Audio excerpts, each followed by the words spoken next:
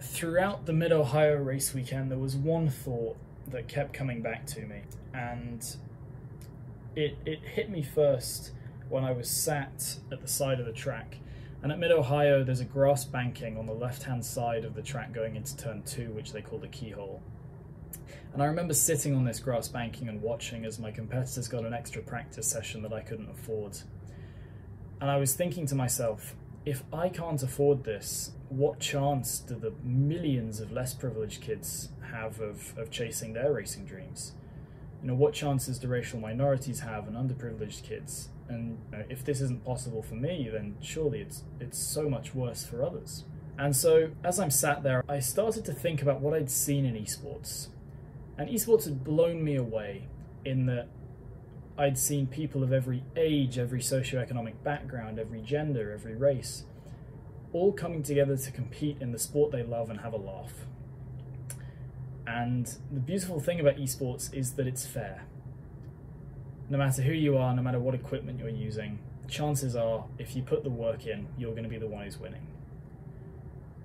And so as I sat there and these differences became harder and harder to ignore, I started to think, well, what if we could use esports to provide grassroots racing to anybody, anywhere in the world, at a price which is affordable to almost anyone?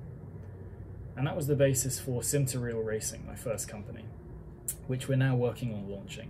And Sim2Real Racing is focused on improving and then solving the diversity and affordability crises in modern motorsports.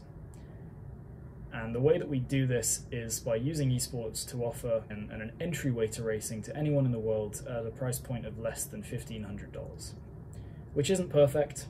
It's still too much, but compared to what people are spending in karting and F4, where you're looking at hundreds of thousands of dollars a year, I think that $1,500 is a pretty good starting point.